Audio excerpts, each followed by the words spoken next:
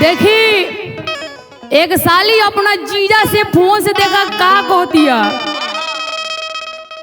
उनकर जीजा कहलन कि साली जी हम घरे आवत हई। तब साली पूछन कि कबले जीजा आईब। तो जीजा कहना कि बस जल्दी हम आई। तो साली कहना कि चलो ठीक बता हमार दूगो विचार बा तनी सुन ल। लाली लाली लहंगा चुनरी हो,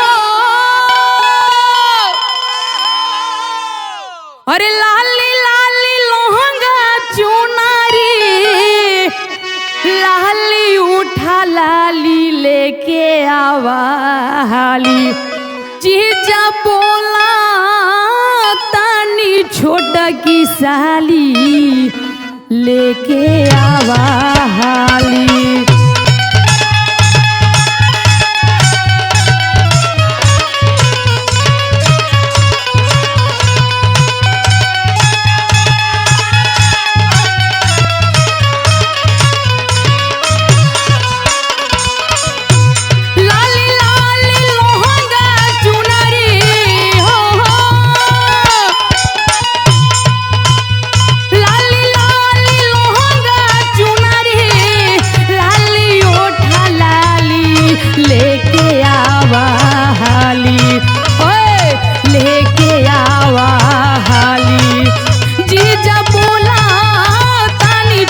की साली लेके आवा हाली।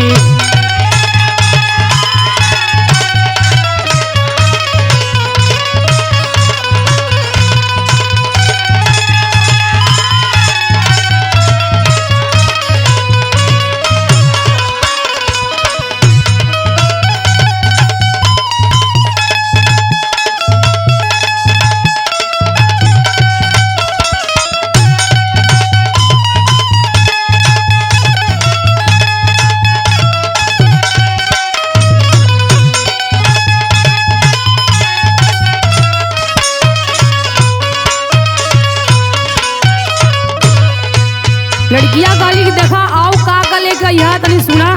दीदिया के बिंदिया यौरी ये पल के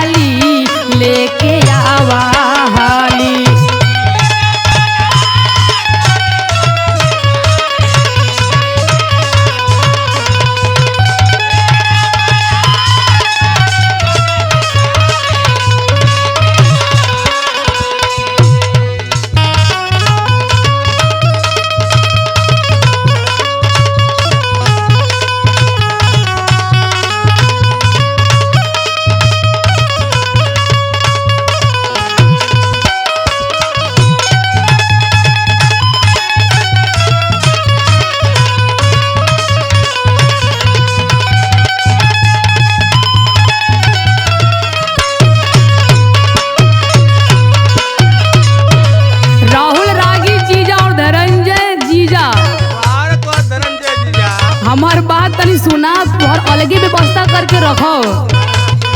ले ली हा मिठाई